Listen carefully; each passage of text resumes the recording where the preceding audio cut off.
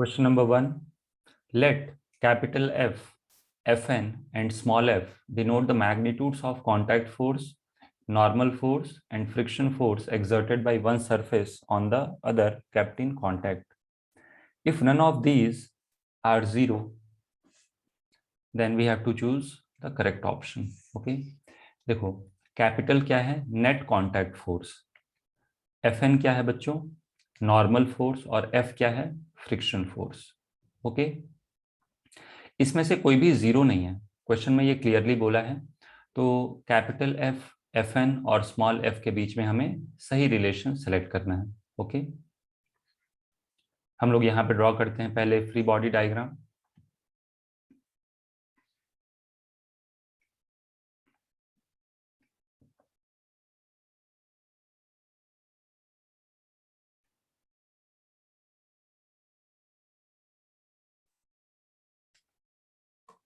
देखो this is the block.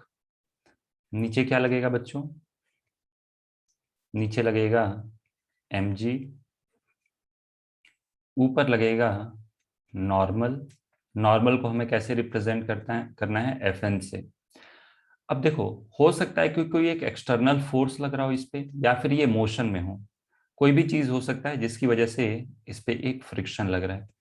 ये complete free body diagram नहीं भी हो सकता है. क्यों? क्योंकि हो सकता है कि कोई एक एक्सटर्नल फोर्स भी इस पे लग रहा हो. हम नहीं जानते, लेकिन हमें उससे मतलब नहीं है. यहाँ पे मुझे मतलब है नॉर्मल फोर्स से और फ्रिक्शन फोर्स से. करेक्ट. अगर जो मैं इसका फ्री बॉडी डायग्राम ड्रॉ करके दिखाऊं आपको, फ्री बॉडी डायग्राम नहीं ड्रॉ करेंगे हम लोग, सिर्फ force by surface on the block represent करेंगे. ओके. तो याद रखिएगा this is not complete free body diagram. मैं यहाँ पे कौन से फोर्सेस दिखा रहा हूँ? सिर्फ और सिर्फ force applied by surface on the block. Okay. ये हो जाएगा बच्चों फ्रिक्शन फोर्स. करेक्ट. अच्छा, ये फ्रिक्शन फोर्स ऐसा नहीं है कि Fn से कम ही होगा, ज्यादा भी हो सकता है. Okay. So what will be the resultant force? ये तो क्या हो गया? दो कांटेक्ट फोर्सेस. ओके. अगर जो मुझे रिजल्टेंट कांटेक्ट फोर्स निकालना है तो क्या करेंगे? इनका vector sum. So this is the resultant contact force. Okay. This is F. Question में यही दिया है. This is the resultant contact force, this is normal force and this is friction force. इन तीनों के बीच में क्या रिलेशन होगा? बहुत ही सिंपल है. F will be equal to under root of Fn square plus F square. Correct. मेरी बात समझ में आ रही है? अब मुझे रिलेशन बताना है. तो देखो A और B ऑप्शन तो आप यहीं से बता सकते हो.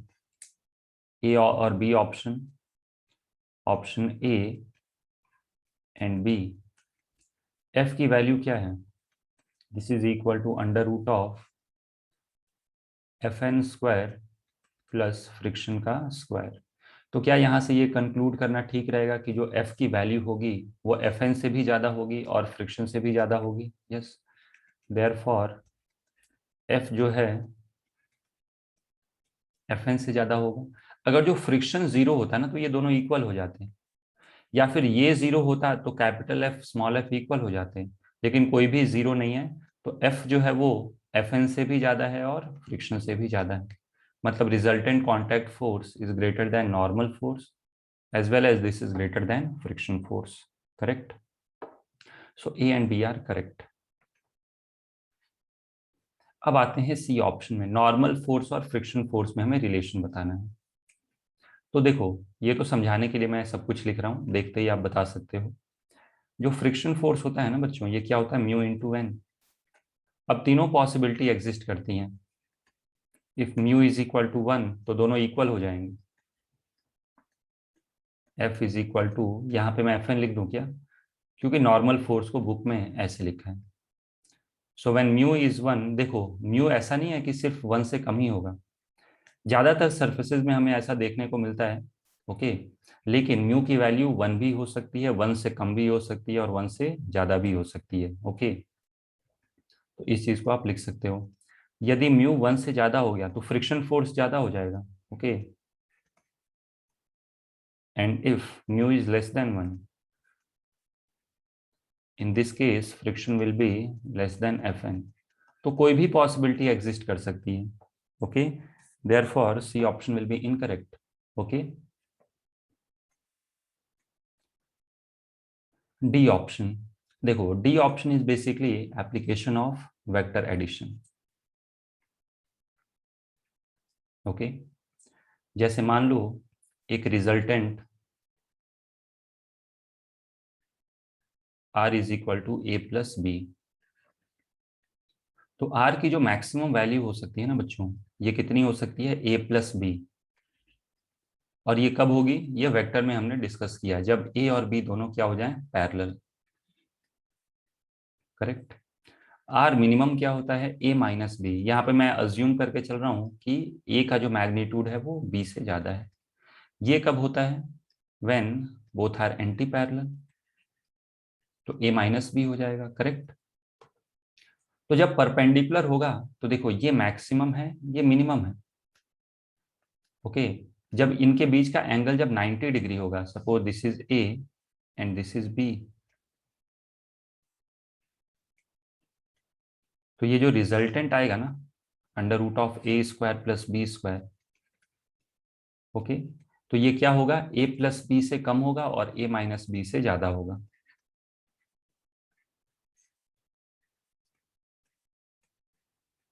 एक्चुअली कोई भी वैल्यू जो भी होगी ना, वो ए प्लस बी से कम और ए माइनस बी से ज्यादा आएगा, करेक्ट। तो यही लॉजिक हमें यहाँ पे लगाना है, ओके। तो बेसिकली इन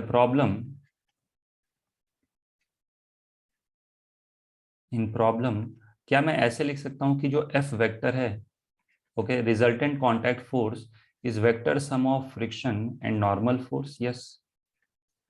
अच्छा, ये मैक्सिमम कितना हो सकता है, एफ प्लस एफ एन, लेकिन कब होगा, जब इनके बीच का एंगल क्या हो जाएगा, जीरो। लेकिन ऐसा है नहीं, ये सिर्फ मैं थियोरेटिकली बता रहा हूँ।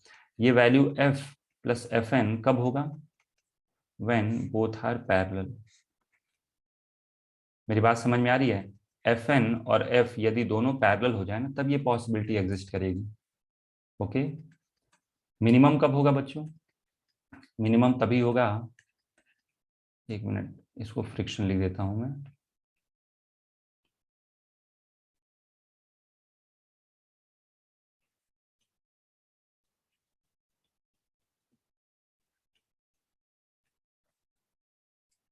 एक बार हमें यह भी देख लेना चाहिए कि आंसर किस तरीके से दिया हुआ है।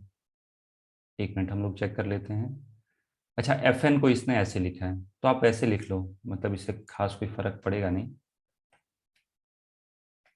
जैसे बुक में वैसे मॉड लिखना चाहिए, क्योंकि कोई भी ज्यादा हो सकता है ना, एफ भी ज्यादा हो सकता है और मतलब नॉर्मल फोर्स भी ज्यादा हो सकता है, या फ्रिक्शन, कुछ भी हो सकती है पॉसिबिलिटी, ओके। कोई भी वेक्टर इसमें मैग्नीट्यूड ज्यादा हो सकता है, लेकिन जिस हिसाब से ऑप्शन बनाया गया है, ऑथर ने कंसीडर किया है एफ एन ज्यादा है, ओके। तो ये कब होगा, जब दोनों अपोजिट डायरेक्शन में हो जाए। तो 90 डिग्री पे क्या होगा, 90 डिग्री पे ही है, एक्चुअल एंगल तो 90 डिग्री है ना। This is friction and this is F N.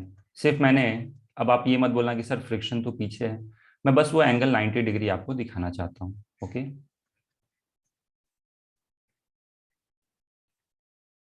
Okay, तो क्या मैं यहां से बोल सकता हूँ कि under root of F N square plus F square is less than F plus F, या फिर F N plus F, this is the maximum value, और ये क्या हो जाएगा, greater than F N minus F. तो यही बच्चों डी ऑप्शन बोल रहे हैं, therefore option D will be correct. कुछ बच्चे ऐसे वेक्टर अप्रोच नहीं लेके कुछ एग्जाम्पल सोच लेते हैं मन में, कि फ्रिक्शन है 3 न्यूटन, नॉर्मल है 4 न्यूटन, तो उसके हिसाब से भी आप कर सकते हो, वो भी सही मेथड है, okay. Next, question number 2। The contact force exerted by a body A on another body B is equal to normal force between the two bodies। Question में बोल रहा है कि जो कॉन्टैक्ट फोर्स है ना, ओके, वो नॉर्मल के इक्वल है। देखो जनरली कॉन्टैक्ट फोर्स का फॉर्मूला क्या होता है? कॉन्टैक्ट फोर्स मतलब resultant of friction and normal. तो अभी ड्रॉ किया था, आप चाहो तो एक बार फिर ड्रॉ कर सकते हैं आपके लिए। देखो ये लगा normal,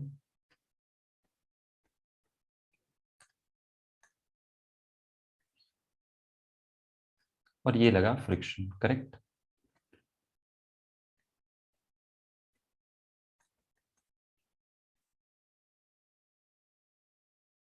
so what is the resultant contact force? देखो बच्चों, this is the resultant contact force. इनके बीच में रिलेशन क्या होता है? एफ जो है इसको बोलते हैं contact force. Okay, this will be equal to normal square plus friction का स्क्वायर का रूट। प्रॉब्लम में क्या बोल रहा है? इन प्रॉब्लम में बोल रहा है कि जो कांटेक्ट फोर्स है एफ वो नॉर्मल के इक्वल है। ओके, आप चाहो दोबारा एक बार पढ़ लो, देखो क्या लिखा है। Contact force exerted, contact force मतलब F is equal to normal force. तो अब खुद सोचो कब हो सकता है ये? क्या यदि फ्रिक्शन जीरो हो जाए, ऐसा सोचो, देखो फ्रिक्शन जीरो हो जाए तो क्या रूट में एन स्क्वायर बचेगा? मतलब सिर्फ एन, तो F is equal to N हो जाएगा। तो F is equal to N का मतलब friction is equal to zero. जब फ्रिक्शन की वैल्यू मैं जीरो रख दूंगा तो F will be equal to normal, correct. Okay, अब मुझे ये देखना है कि फ्रिक्शन कब कब जीरो हो सकता है, या फिर ऑप्शन को थोड़ा सा समझदारी के साथ पढ़ना है, नहीं तो यहां भी गलती हो सकता है। तो चलो ऑप्शन ए, ऑप्शन ए में क्या बोला जा रहा है? The surfaces must be frictionless. अब इस वर्ड को ध्यान से देखना, ये इंपॉर्टेंट हो गया, मस्ट बोल रहा है कि देखो ए ऑप्शन का इंटरप्रिटेशन क्या होगा? हम लोग इसे ऐसे इंटरप्रेट करेंगे कि एफ एन के इक्वल तभी होगा when surface is frictionless. Okay, अब आपको सोचना है ये स्टेटमेंट सही है कि गलत है। तो देखो ये स्टेटमेंट इसलिए गलत है क्योंकि मस्ट लिखा है। ऐसा नहीं, देखो आपको क्या चाहिए, हमें तो फ्रिक्शन जीरो चाहिए। क्या रफ सरफेस पे भी फ्रिक्शन जीरो हो सकता है? यस, रफ सरफेस पे भी फ्रिक्शन जीरो हो सकता है। ओके, ऐसा नहीं है कि आपको फ्रिक्शनलेस सरफेस ही चाहिए। तो ऑप्शन ए क्या बोल रहा है? देखो मैं एक बार फिर से बता रहा हूं, ऑप्शन ए कह रहा है कि एफ और एन तभी इक्वल होंगे व्हेन सरफेस इज फ्रिक्शनलेस, इसके अलावा कभी नहीं होगा। समझ में आ रहा है? तो देखो ऑप्शन ए क्या बोल रहा है, F is equal to N, ये इंटरप्रिटेशन है। ओनली व्हेन, मस्ट लिखा है ना, इसका मतलब यही है, only when surface is rough, या सॉरी सरफेस इज स्मूथ। लेकिन यदि मैं एक एग्जांपल लूं,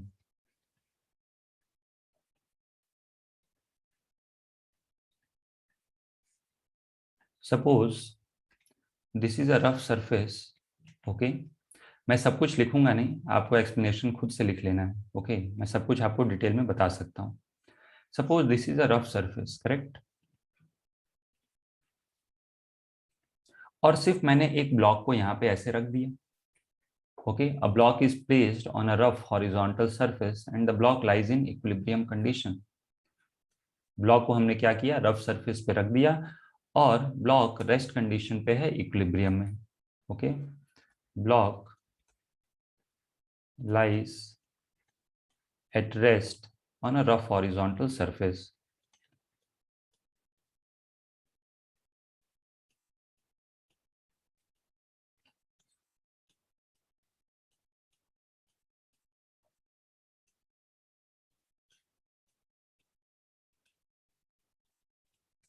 मेरी बात समझ में आ रही है? तो ऐसे में क्या होगा बच्चों, थोड़ा सा दिमाग लगाओगे तो mg लगेगा नीचे और नॉर्मल लगेगा ऊपर, और इस केस में फ्रिक्शन हो जाएगा जीरो। समझ में आ रही मेरी बात? इस केस में फ्रिक्शन होगा zero, and this implies F is equal to N.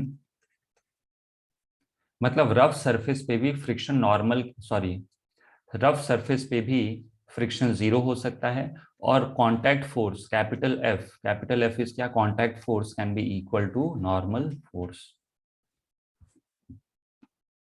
क्या मेरी बात समझ में आ गई? ओके, मतलब ऑप्शन ए गलत है। Therefore F is equal to N can B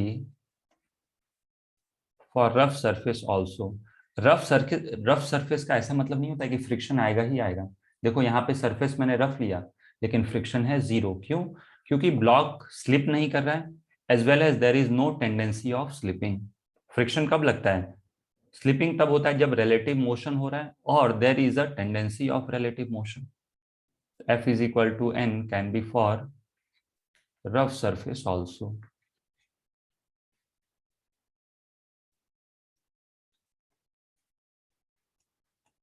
समझ में आ गई मेरी बात? तो इसीलिए ऑप्शन ए क्या होगा? Option A will be incorrect. Option B, the force of friction between the two bodies is zero. Yes, यही तो चाहिए था। बी ऑप्शन में तो डायरेक्टली बोल रहा है कि फ्रिक्शन जीरो हो जाए। बी ऑप्शन में बोल रहा है फ्रिक्शन इज जीरो, तो बिल्कुल सही। यदि फ्रिक्शन ही जीरो हो गया तो हमें यही चाहिए था, करेक्ट। बॉडी से मतलब नहीं है, बॉडीज रफ हो स्मूथ हो, यदि फ्रिक्शन जीरो है तो हमारा काम बन जाएगा। So this option is correct. C option, the magnitude of normal force equals to that of friction force. Question में बोल रहा है कि फ्रिक्शन फोर्स और नॉर्मल फोर्स इक्वल हो जाए। तो आप खुद सोचो, when friction is equal to normal, तो ऐसे में जो कांटेक्ट फोर्स होगा this is equal to under root of N square plus N square. ये कैलकुलेट करेंगे तो रूट टू एन आ जाएगा। मतलब इस केस में जो कांटेक्ट फोर्स है this is not equal to normal force. Therefore, we can say कि option C is also incorrect.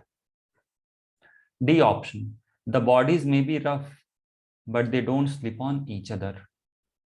D option क्या कह रहा है कि एक ऐसी भी पॉसिबिलिटी हो सकती है कि बॉडीज रफ हैं, लेकिन ये एक दूसरे पे स्लिप नहीं कर रहे हैं। तो देखो, ये थोड़ा सा संभल के क्वेश्चन करना, नहीं तो गलत हो सकता है। मान लो बॉडीज रफ हैं, करेक्ट। ये एक रफ सरफेस है and this is a block, correct. This is rough surface. अब क्वेश्चन में दिया गया कि ये स्लिप नहीं कर रहा है, तो क्या स्लिप नहीं कर रहा है इसका मतलब फ्रिक्शन जीरो होगा? तो जवाब है नहीं। स्टैटिक फ्रिक्शन तो लग सकता है, करेक्ट, लेकिन ऑप्शन को ध्यान से देखोगे तो उसमें लिखा है may. Okay, so when body does not slip, when there is no slipping, no slipping, this implies kinetic friction will be zero, लेकिन स्टैटिक फ्रिक्शन में और may not be zero, correct.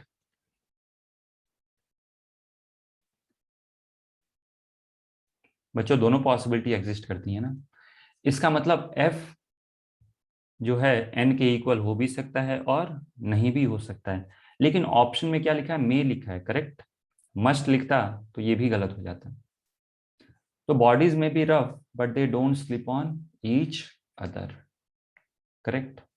So we can say कि D option में भी correct. Okay, तो इसमें और कुछ मैं एक्सप्लेनेशन लिख दूं क्या यहाँ पे? देयरफॉर, ठीक है, मैंने लिख दिया। देयरफॉर एफ में और may not be equal to, correct. Next, question number 3, mark the correct statements about the friction between two bodies. दो बॉडीज के बीच में जो फ्रिक्शन लगेगा उससे रिलेटेड हमें यहाँ पे करेक्ट स्टेटमेंट सेलेक्ट करना है। Okay, first, static friction is always greater than kinetic friction. देखो,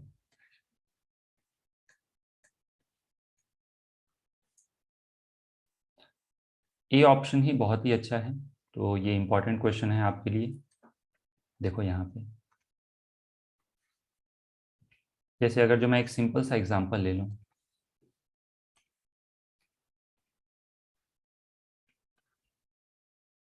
suppose this is a block of mass 2 kg। Okay, एक बार सारे ऑप्शन हम लोग पढ़ भी लेते हैं ताकि ऐसा ना हो कि 2-3 ऑप्शन सेम हो और सबको इंडिविजुअली सॉल्व करें। पहला ऑप्शन में बोल रहा है कि static friction is always greater than kinetic friction. B part, coefficient of static friction is always greater than coefficient of kinetic friction. Yes, ये हम ऑब्जर्व करते हैं। बी ऑप्शन तो एकदम ही क्लियर है। Limiting friction is always greater than kinetic friction. Limiting friction is never less than static friction. Okay, तो देखो चारों ऑप्शन बेसिकली एक ही पॉइंट के अराउंड घूम रहे हैं। ओके, तो यहाँ पे एक सिंपल सा एग्जांपल ले लो। लेट अस से कि mu S is equal to 0.3, mu K is equal to 0.2। तो जो काइनेटिक फ्रिक्शन होगा बच्चों, एफ के इज काइनेटिक फ्रिक्शन। ओके, और ये काइनेटिक फ्रिक्शन क्या हो जाएगा, mu K into normal. Correct, mu K into normal होगा। This is equal to mu K is 0.2, normal 20 होगा। करेक्ट, ये तो समझ में आ रहा होगा ना, 2 kg का ब्लॉक है तो नॉर्मल 20 न्यूटन होगा। मैं लिख दूं क्या यहाँ पे? ठीक है, इतना तो आपको आ ही रहा होगा समझ में। सो दिस इज 4 न्यूटन। अच्छा, ये काइनेटिक फ्रिक्शन कब लगेगा बच्चों? जब बॉडी स्लिप कर रही हो। ओके, तो इसको मैं ऐसे 1 लिख देता हूं। ये कभी लगेगा? व्हेन, जैसे ये स्लिपिंग हो रही है, जैसे ब्लॉक आगे जा रहा है और फ्रिक्शन लगेगा पीछे। जैसे मान लो इसकी वेलोसिटी है आगे, वेलोसिटी फोर्स नहीं है, ये सिर्फ मैं रिप्रेजेंट करने के लिए दिखा रहा हूं। मैं ऐसे लिख दूं, मान लो ये 2 मीटर पर सेकेंड से आगे जा रहा है, कितनी भी वेलोसिटी से पीछे जा सकता है ये। ओके, तो यहाँ पे इस पे जो फ्रिक्शन लगेगा ये लगेगा कितना, 4 न्यूटन। ओके, देखो second, second is static friction.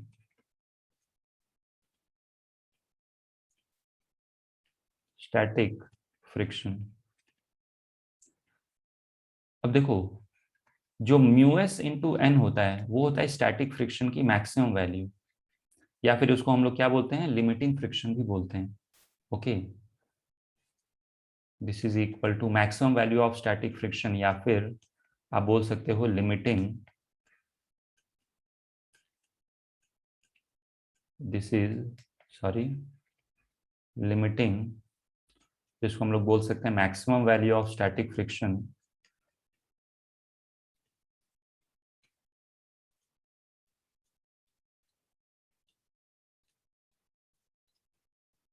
जिसको ये भी बोल सकते हैं कि limiting friction.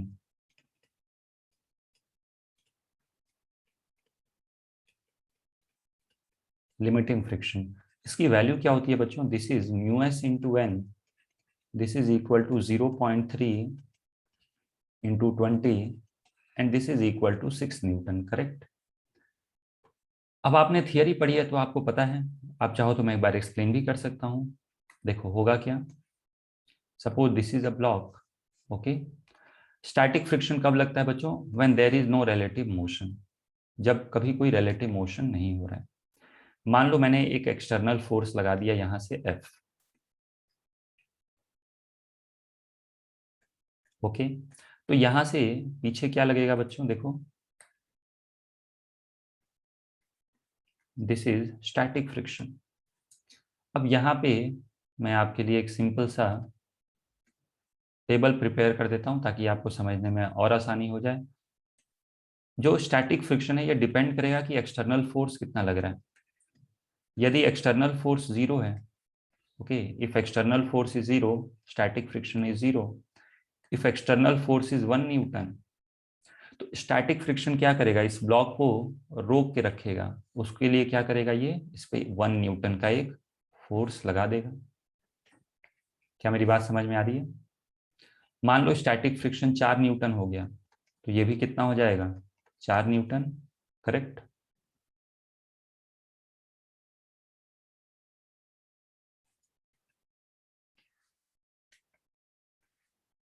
Static friction 5 Newton, sorry, मतलब एक्सटर्नल फोर्स 5 न्यूटन, तो स्टैटिक फ्रिक्शन भी पूरा दम लगा के 5 न्यूटन लगेगा।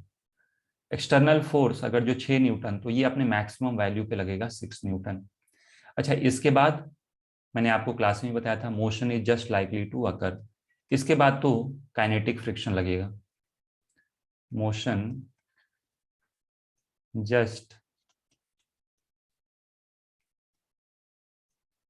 Just likely to occur. और इसके बाद क्या हो जाएगा बच्चों? इसके बाद फ्रिक्शन फोर्स लगना, मतलब सॉरी, काइनेटिक फ्रिक्शन लगने लगेगा। यहां तक तो स्टैटिक ने इसको संभाले रखा है, और इसके बाद लगेगा काइनेटिक। आपने क्लास अटेंड किया है, थियरी पढ़ा है, तो इतना एक्सप्लेनेशन की जरूरत नहीं होती है। डायरेक्टली आपको ये याद भी होना चाहिए कि जो स्टैटिक फ्रिक्शन है वो 0 से लेके, ओके, लिमिटिंग वैल्यू तक या फिर मैक्सिमम वैल्यू तक कुछ भी हो सकता है। इसका मतलब जो काइनेटिक फ्रिक्शन है वो तो हमेशा 4 न्यूटन ही आएगा। समझ रहे हो मेरी बात? ओके, तो ऑप्शन ए को डील किया जाए तो वी कैन से कि kinetic friction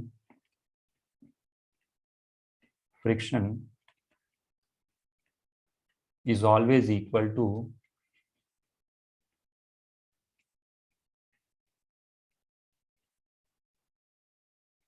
always equal to 4 Newton इस एग्जांपल में। बट स्टैटिक फ्रिक्शन जो है ना बच्चों, वो कुछ भी वैल्यू ले सकता है। उसका वैल्यू 1 न्यूटन भी हो सकता है, 0 भी हो सकता है, 2 भी हो सकता है। समझ रहे हो मेरी बात को? But static friction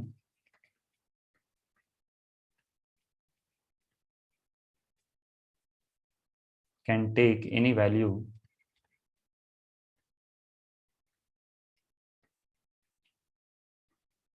from 0 to 6। मतलब ये 4 न्यूटन से ज्यादा भी हो सकता है, कम भी हो सकता है। इसीलिए ऑप्शन ए क्या हो जाएगा? Option A will be incorrect. Okay, option B, coefficient of static friction is always greater than that of kinetic friction. Yes, generally जो हम लोग ऑब्जर्व करते हैं और इसको हम लोग बोल देते हैं हाँ हमेशा ही ऐसा होगा। ओके, ये थियरी में भी कवर किया है कि जनरली हमारा ऑब्जर्वेशन क्या है? Static friction is greater than kinetic friction. Question solve करने के लिए हम लोग कभी कभी इन दोनों को इक्वल ले लेते हैं, करेक्ट। क्वेश्चन सॉल्व करने के लिए हम लोग क्या करते हैं? इन्हें कभी कभी इक्वल ले लेते हैं। Okay, C, limiting friction is always greater than kinetic friction.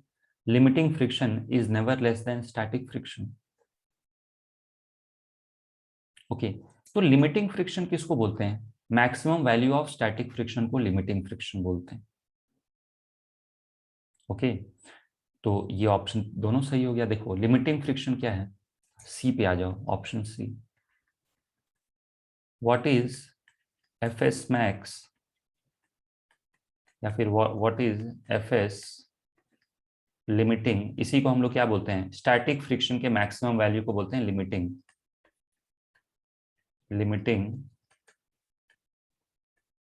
Limiting friction, और ये हमेशा कितना होगा? 6 न्यूटन। काइनेटिक फ्रिक्शन क्या है? Kinetic friction is 4 Newton. तो ये हमेशा ही ट्रू होगा। डी ऑप्शन में क्या बोल रहा है? सी ऑप्शन तो हो गया सही।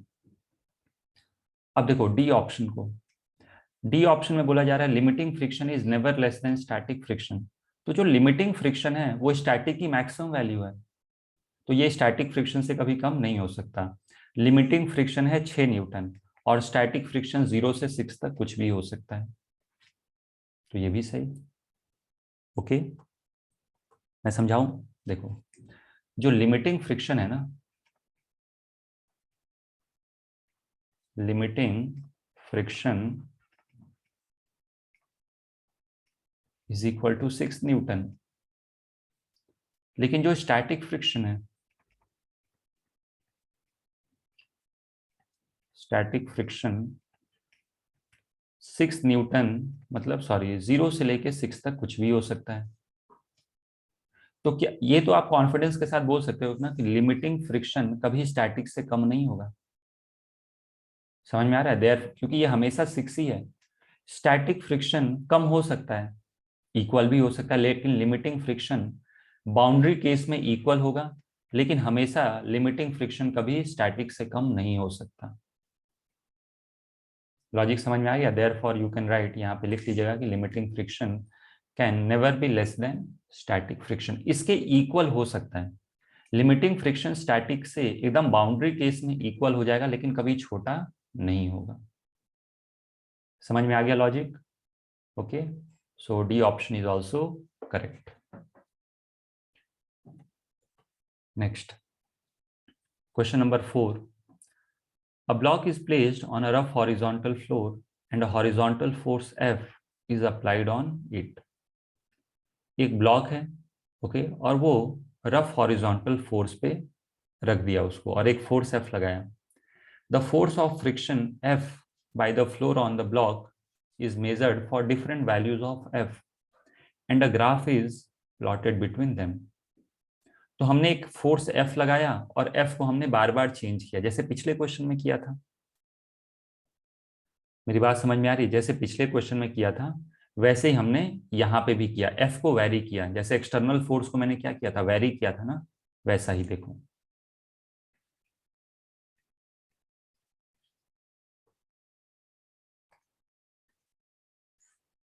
This is a rough surface,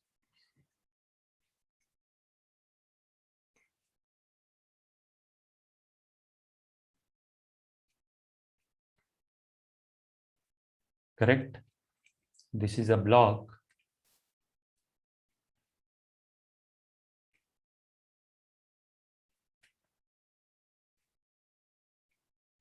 इस सरफेस हमने एक एक्सटर्नल फोर्स एफ लगा दिया, ओके। तो क्या इस पे एक फ्रिक्शन लगेगा पीछे की तरफ, ओके। थियरी बेस्ड ही है, एक बार ऑप्शन पढ़ लेते हैं। ग्राफ प्लॉट करेंगे तो दिया है ग्राफ 45 डिग्री होगा। Graph is straight line parallel to F axis. A graph is straight line with slope 45 degree for small f and a straight line parallel to f axis for large f. There is a small kink in the graph. Okay, देखो आप समझो इस चीज को। अच्छा, यहाँ पे इस सरफेस के लिए म्यू एस दे रखा है, coefficient of static friction mu के दे रखा है, सच दैट, सॉरी म्यू के, क्या म्यू एस ज्यादा होता है म्यू के से? Yes, okay. तो अब देखो मैं आपको समझाता हूं। सबसे पहले आप कुछ वैल्यूज लेके भी समझ सकते हो, ठीक है। जैसे आप चाहो तो आसानी से समझने के लिए कुछ वैल्यूज भी ले सकते हो। फॉर एग्जाम्पल,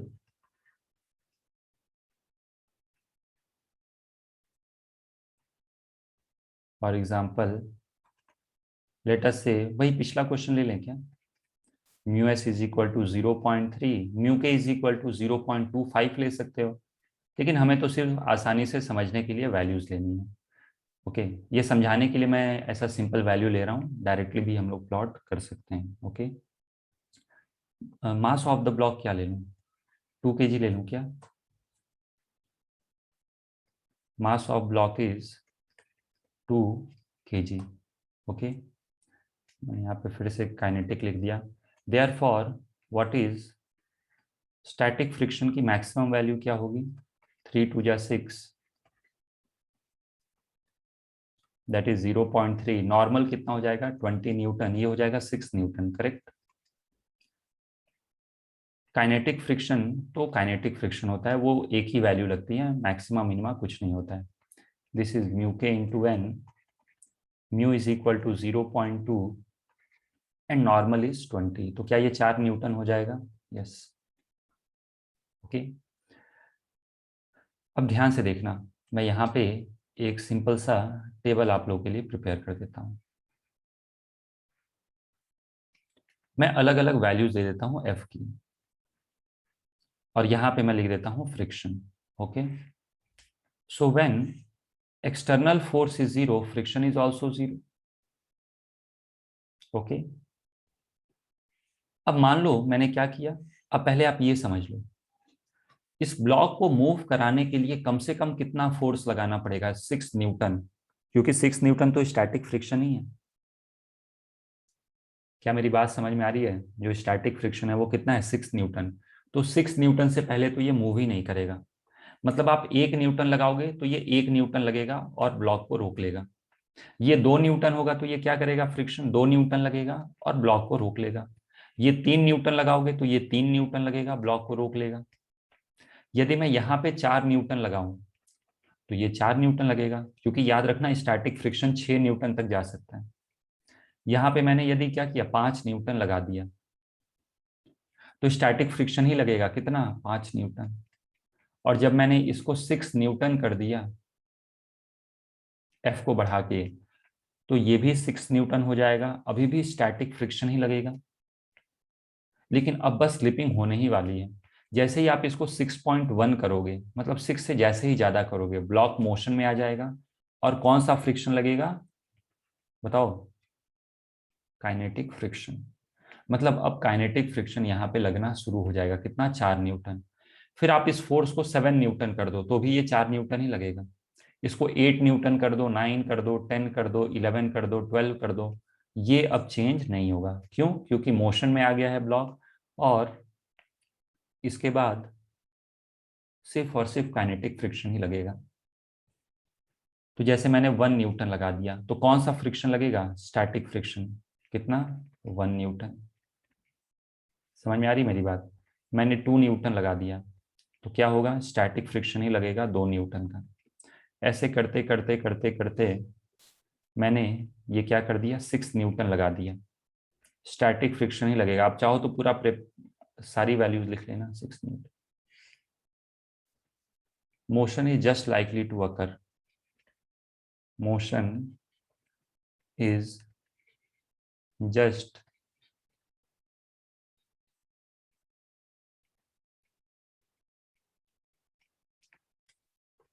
अब इसके बाद जैसे ही आपने इस फोर्स को 7 न्यूटन किया, आप चाहो तो बीच में लिख लेना कि सर 6.1 न्यूटन भी कर लेते हैं।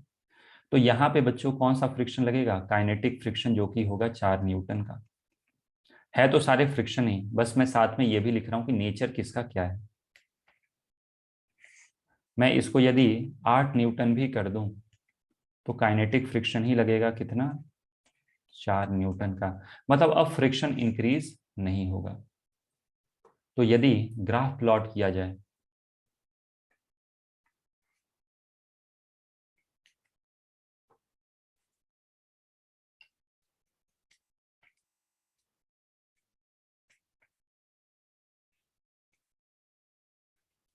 This is F and this is friction. तो देखो, 0 पे 0 था, मैं यहां पे मार्क कर देता हूं, दिस इज 3, दिस इज 6। तो ये भी 3 था और ये भी 6 था, लगातार ये इंक्रीज किया। ओके देखो, ऐसा जब आपने एफ की वैल्यू 6 न्यूटन रखी तो फ्रिक्शन भी कितना था, 6 न्यूटन तक इंक्रीज किया। याद रखिएगा कि इस रीजन में कौन सा फोर्स लग रहा है, इस रीजन में स्टैटिक फ्रिक्शन लग रहा है। लॉजिक समझ में आ रहा है? लेकिन इसके बाद क्या होगा, इसके बाद मोशन शुरू हो जाएगा और अचानक से जो फोर्स होगा ना, दिस इज 4,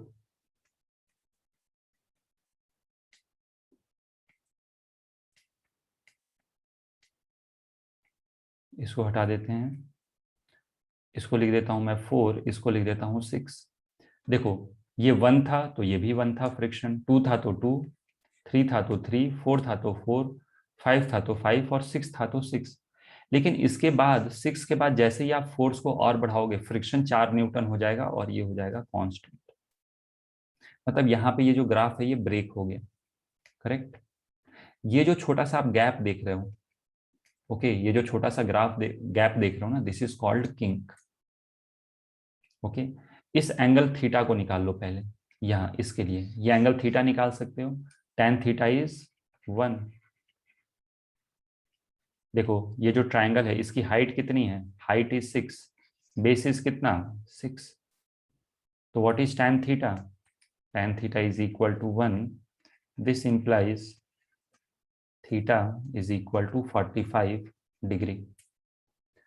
फिर फोर्स क्या हो जाएगा, 4 न्यूटन के इक्वल हो जाएगा। मतलब इस रीजन में कौन सा फोर्स लग रहा है, क्या बोलोगे आप कि सर इस रीजन में काइनेटिक फ्रिक्शन लग रहा है, यहां से यहां स्टैटिक फ्रिक्शन लग रहा था। ये जो आता है ना, इस पार्ट को हम लोग क्या बोलते हैं, this is called kink. Okay,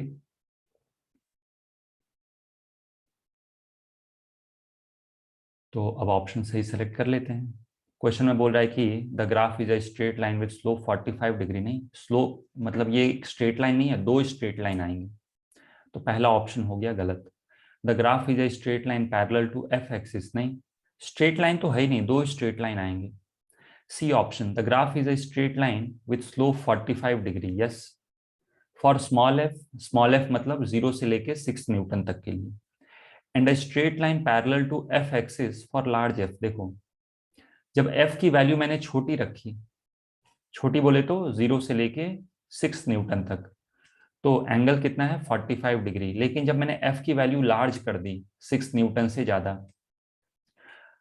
तो जो स्ट्रेट लाइन आएगा and that will be parallel to F axis, capital F. Correct.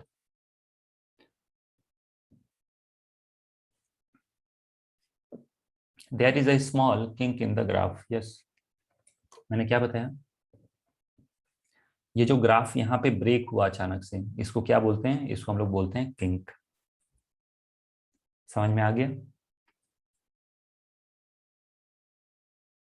Next, consider a vehicle going on a horizontal road towards east.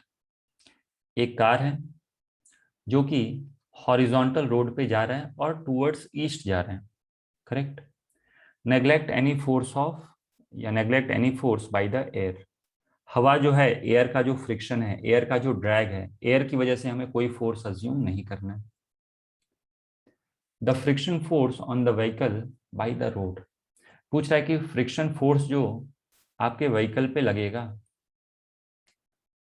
By the road, वो किस direction में होगा। तो देखो इसमें 4 केसेस दिए हुए हैं। Towards east if vehicle is accelerating, is 0 if vehicle is moving with uniform velocity, must be towards east, must be towards west। देखो समझो इस चीज को।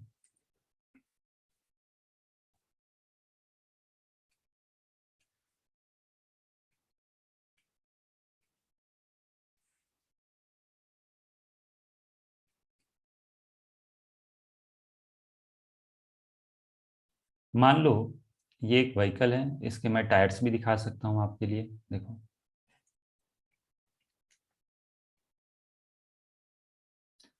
तो जैसे मैंने पहले भी आपको एक्सप्लेन किया था, जिस तरीके से मैन वॉक करता है, क्लास में बताया था, और उस पे फ्रिक्शन कैसा लगता है, वैसे जब कार एक्सेलरेट करती है तो उस पर भी जो फ्रिक्शन होता है, दिस इज ईस्ट, और इस तरफ क्या हो जाएगा, this will be west. Correct, east की तरफ जा रहे हैं। ये ऊपर है, इसको नॉर्थ मत बोल देना इस डायरेक्शन को, दिस इज वर्टिकली अपवर्ड। ये कार का ये ऊपर का डायरेक्शन है। ओके, मान लो कार की जो वेलोसिटी है वो इस डायरेक्शन में है। ओके, अब यदि मैं mg नॉर्मल दिखाऊं तो mg और नॉर्मल किधर लगेगा, mg वर्टिकली डाउनवर्ड और नॉर्मल किधर लगेगा, वर्टिकली अपवर्ड। या फिर सारा एक ही साथ डिस्कस कर दें। देखो पहला केस, केस 1,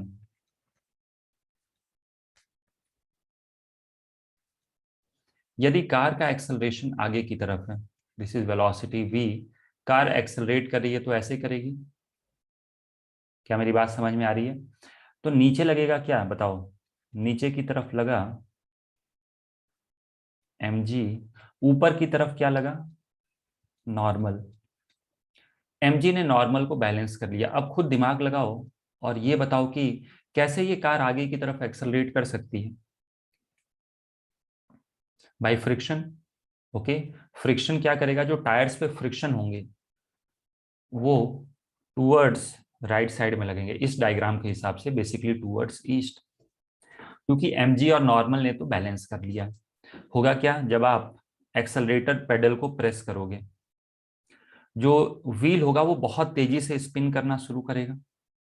ओके, और इस चीज को मैंने क्लास में बताया था, देखो कि जब फ्रिक्शन नहीं होता है तो क्या होता है। ये जो व्हील है ना, this is the wheel of the car.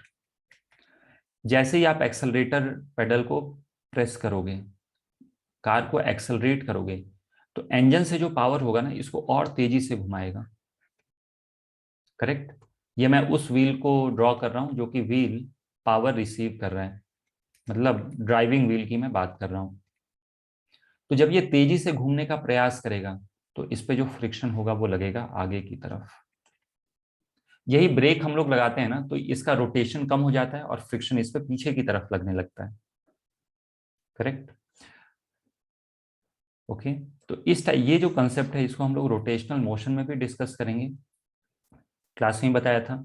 लेकिन जो सबसे सिंपल अप्रोच है मैं वो समझाता हूँ। क्या क्या फोर्सेस लग सकते हैं, mg, नॉर्मल और फ्रिक्शन। करेक्ट, ये लॉजिक से समझो। mg ने तो नॉर्मल को कर लिया बैलेंस, तो इसको कौन आगे की तरफ एक्सेलरेट करा सकता है, तो आंसर है फ्रिक्शन फोर्स। जो टायर्स होंगे ना, ओके, व्हील्स पे फ्रिक्शन फोर्स लगेगा आगे की तरफ। तो जब एक्सेलरेट कर रहे हैं तो एफ एक्ट, जो फ्रिक्शन है, friction is towards east. Correct, समझ में आ गया। ओके, अब मान लो कांस्टेंट वेलोसिटी से आप जाना चाहते हो। सेकेंड केस,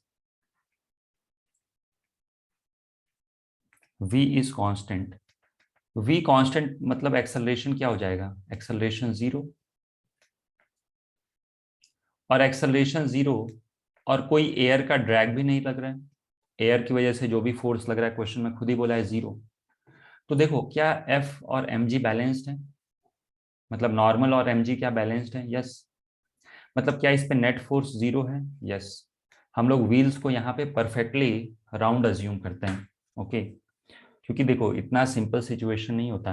जो व्हील्स होते हैं ना, वो भी क्या होते हैं, वो भी थोड़े फ्लैट हो जाते हैं, तो व्हील डिफॉर्म्ड होते हैं, तो बहुत सारी परेशानियां होती हैं। लेकिन यहाँ पे हम लोग क्या अज्यूम करके चल रहे हैं, यहाँ पे हम लोग अज्यूम करके चल रहे हैं कि सब कुछ एकदम आइडियल है। ओके, सरफेस सफिशिएंटली रफ है। वी जीरो मतलब, सॉरी, वेलोसिटी इज कांस्टेंट, और वेलोसिटी इज कांस्टेंट इसका मतलब एक्सेलरेशन इज जीरो, और एक्सेलरेशन जीरो का मतलब नेट फोर्स इज जीरो। तो देखो नेट फोर्स जीरो है, फ्रिक्शन की कोई जरूरत यहाँ पे नहीं है, यहाँ पे फ्रिक्शन की कोई रिक्वायरमेंट नहीं है। समझ में आ गया। तो जब हम लोग कांस्टेंट वेलोसिटी से जाते हैं और सब कुछ आइडियल आप अज्यूम करके चलते हो, ओके, मैं याद रखिएगा, हम लोग आइडियल कंडीशन अज्यूम करके चल रहे हैं। अब ये आइडियल क्या होता है, तो ये आप आगे सीखोगे, अभी आपके किसी काम का नहीं है, मैं इसलिए बता रहा हूँ ताकि टेक्निकली ये सही एक्सप्लेनेशन है। ओके, तो आप भूल जाओ कि क्या आइडियल होता है, बस आप ये समझो। देखो, आसानी से समझना है तो बहुत सिंपल है। नॉर्मल लगा ऊपर, पहले केस को देखो, नॉर्मल लगा ऊपर, mg लगा नीचे, ये बैलेंस हो गया, बस एक ही फोर्स बचा, फ्रिक्शन। अब कार को आपको आगे एक्सेलरेट कराना है, तो नेट फोर्स लगना चाहिए आगे। तो कौन आगे लगाएगा नेट फोर्स, फ्रिक्शन। कहानी खत्म। सेकेंड केस में नेट फोर्स जीरो होना चाहिए, नॉर्मल ने mg को बैलेंस कर लिया, फ्रिक्शन की कोई जरूरत ही नहीं है। थर्ड केस, जब हम लोग ब्रेक लगाएंगे, ओके, जब हम लोग ब्रेक लगाएंगे तो एक्सेलरेशन किधर होना चाहिए बताओ, एक्सेलरेशन होना चाहिए टूवर्ड्स लेफ्ट। लेफ्ट बोले तो वेस्ट। mg ने नॉर्मल को बैलेंस कर लिया। ओके, mg ने क्या किया, नॉर्मल को बैलेंस कर लिया, and acceleration is towards west, या फिर लेफ्ट की तरफ। तो लेफ्ट की तरफ कौन फोर्स लगा सकता है, तो एक ही है, वो है friction.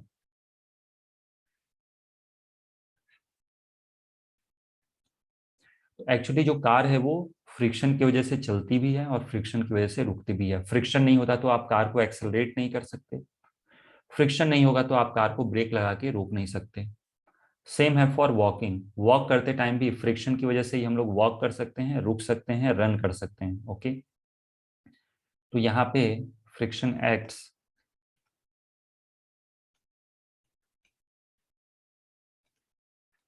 Towards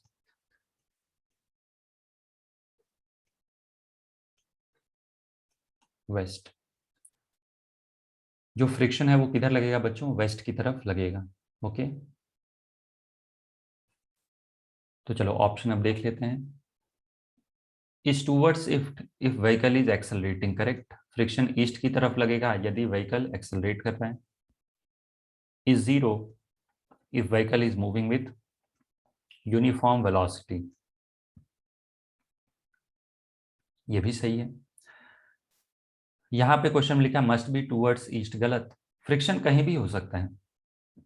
must be towards waste, गलत। जब भी मस्ट लग गया ना, मतलब बोल रहा है कि बस यही होना चाहिए, लेकिन दोनों पॉसिबिलिटी एग्जिस्ट कर रही है, इसका मतलब ये दोनों ऑप्शन गलत हो जाएंगे।